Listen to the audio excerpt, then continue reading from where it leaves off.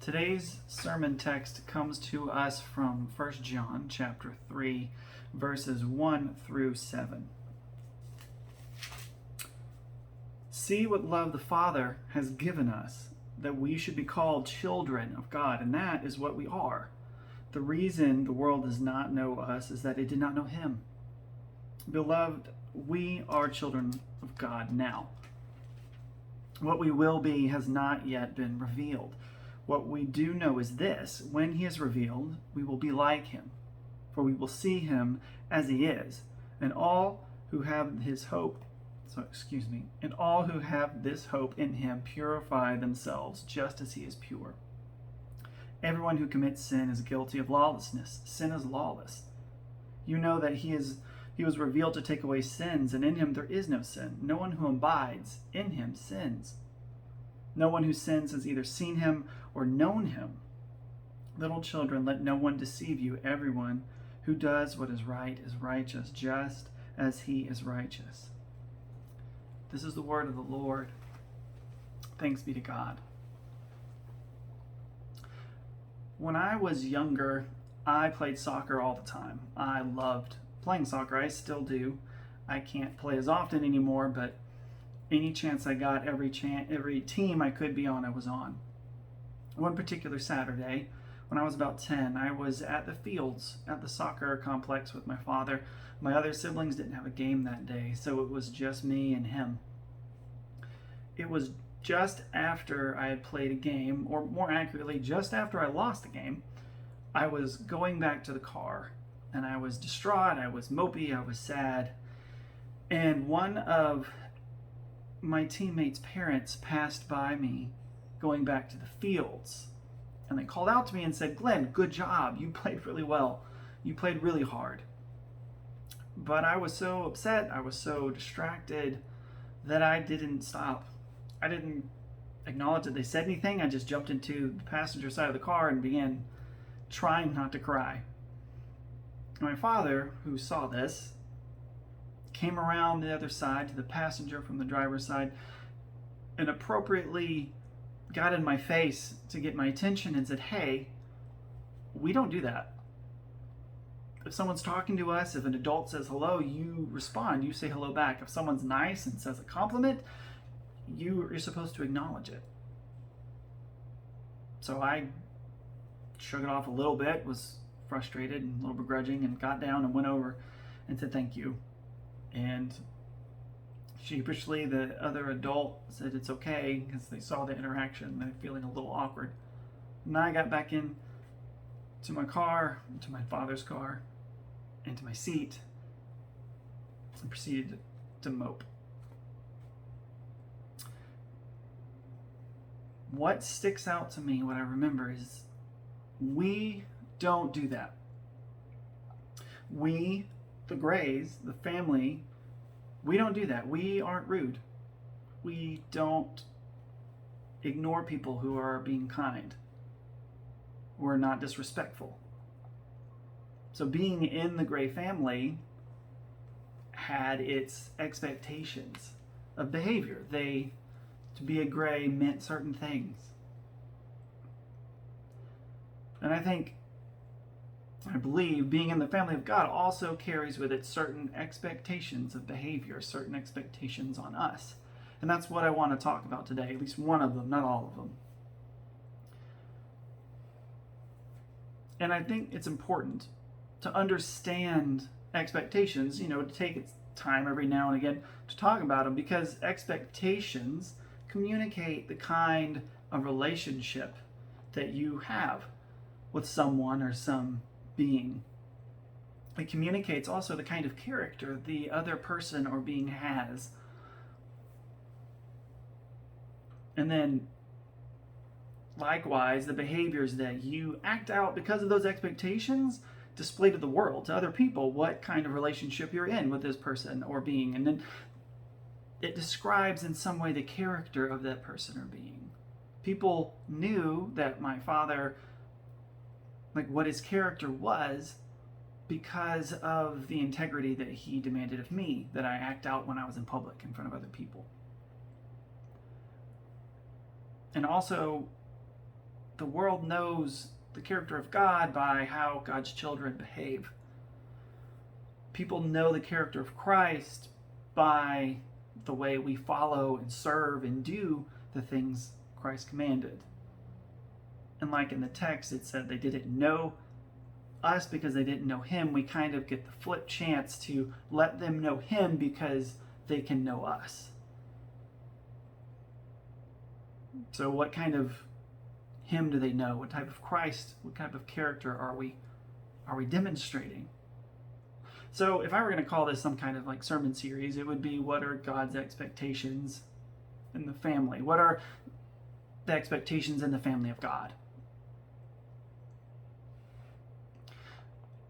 And I'm not going to list them all. If you really want a good kind of explanation of what they are, you can go and read the gospel, see what Jesus did. Like, how do you act these things? How do you act these things out in real life? Jesus does a really good job of laying out some detailed examples and things we can follow. I'm more interested in talking kind of about the heart or the core of one of those ideas. Like, my father's objective that day wasn't to give me a set of, the specific objective, the expectations that on any given Saturday when you're at the soccer field and you're dressed up and you've just lost a game and an adult talks to you, you should be respectful. No. The expectation is I should be respectful to every adult or every person who is kind, who talks to me, who comes up and engages me. So that's the kind of expectation, that kind of motivation for behavior.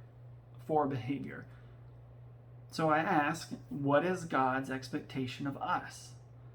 And I want to say that the expectation today to discuss is, I think God expects of us that we would try.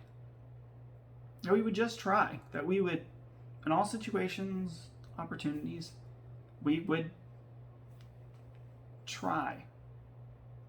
And I'm not trying to be overly simplified or like facetious or intentionally glib with what I'm saying. I just genuinely think, like the concept of love everyone or love people and then don't worry about the rest, which I've heard from some people, that love can be spoken really easily, but it has a very deep application and kind of complex way it plays out. And that's the heart, the same kind of idea behind this type of try.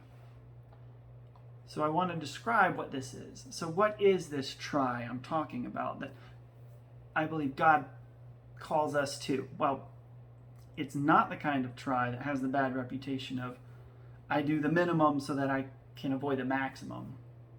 The kind of try that says, I'm going to do the littlest part of the big responsibility so that I can claim I did something about it. That's not trying, that's actually an excuse.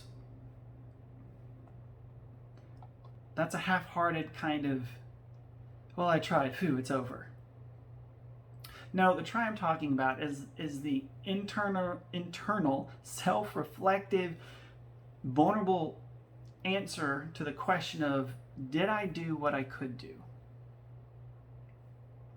When the chance came, when the opportunity was there, when I recognized something, did I do what I could when I could?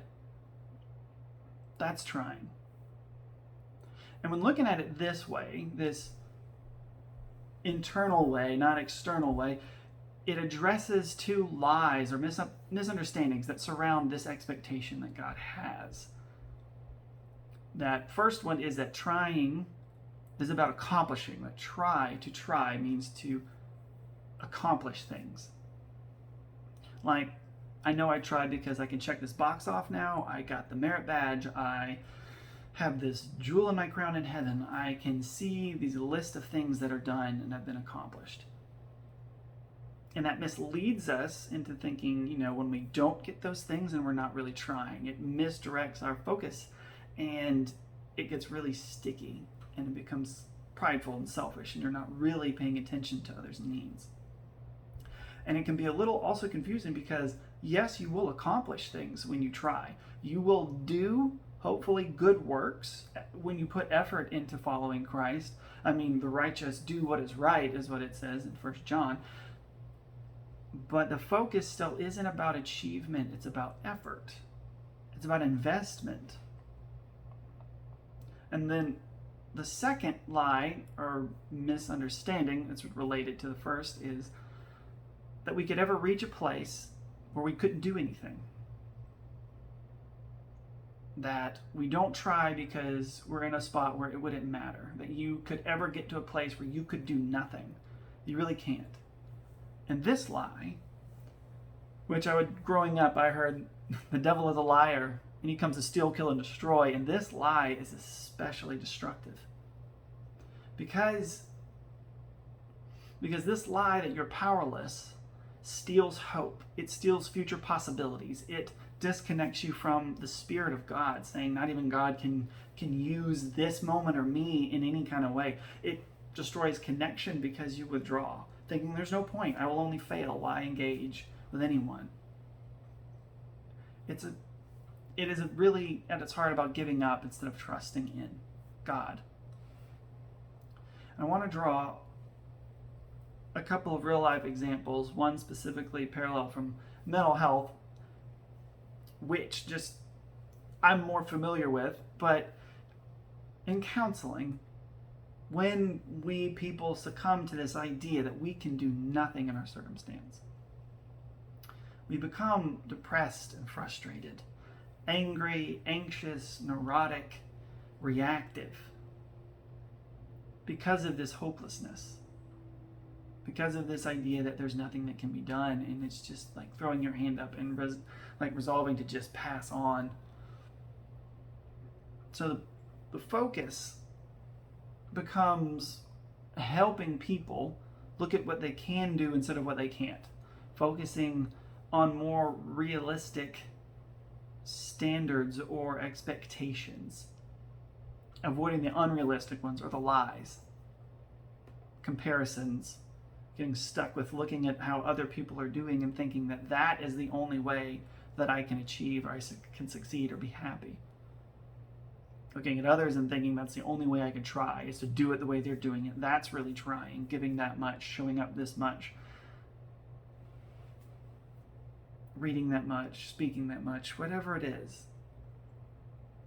And so I want you to imagine for someone who has maybe crippling depression, their ultimate achievement during the day may be just getting out of bed.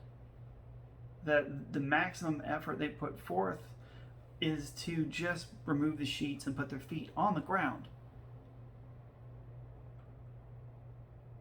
And that someone may be recovering from an accident who is strengthening their legs back. That first walk across the room is a marathon to them. And what this is drawing out, that is connecting to this idea of internal honestness and vulnerability with try and effort, is that each personal internal level of effort can be the same, even if the external show of it is not, even if they're not quite doing the same thing externally. They're not accomplishing the same exact things between each other.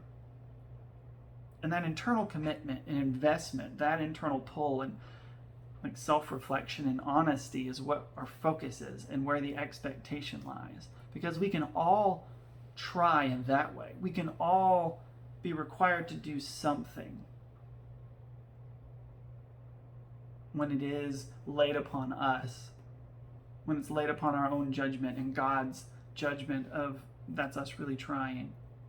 And so in that way, and when try is put in that light, God is able to ask the same thing of all of us, but not be unmerciful to any of us, because it is measured out justly and compassionately. And the challenge to us is to understand that heart for ourselves and for others. That we compassionately encourage others to try as we try. When opportunities present themselves, we use what's at our disposal. Not to jump off text too much, but the widow's mite is an example. Or giving what you can, doing what you can to your ability, to your full effort. And it's not achievement based. It's not perfection, like you do all things perfectly. And my final thought that I would like really to kind of leave you with, and the charge that we need to be moving forward in, is this, is that as we go about through our Christian walk, as we mature and learn and grow, as we find more effective ways to do and to act and serve, I want you to remember that it's God's expectation about your personal effort or investment never changes, but your awareness of what to try and where to try does. So really, God's not holding up a ruler saying you need to do this much, or weighing it out to say that as you grow, this should measure up to this. You should lift more things, give more money, sing louder and better, and preach better. No, but God expects that we become more aware of what the needs really are around us. That our trying then takes on internally different form, that we begin to see the need and respond better, and know what we have to give and respond better, and know what others don't have and respond better to help them also respond. Not make them dependent, but make them exalted, make them see that they are a child of God as well. Help them to see the gifts that they have.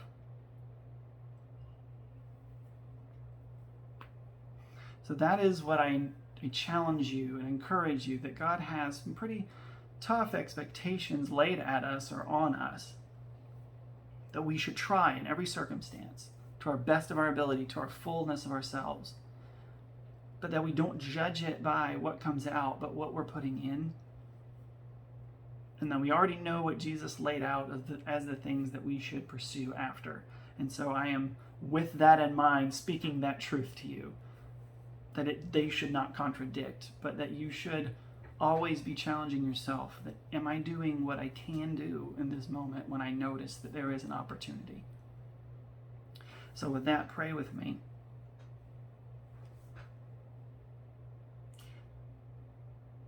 Christ, we ask that we would be great demonstrators of your character. That God, your expectations you lay on us would be carried as a light burden, but one that we are overjoyed about. God, we come to serve, and we come to give ourselves, and we come to understand you use all things, that our lives are tools in your hands when we allow them to be. Open our eyes and our ears to the needs and to the opportunities around us. Help us always to do what we can with what we have. We thank you for your grace and your mercy and your wisdom and your guidance. We ask all these things in your blessed name, Christ. Amen.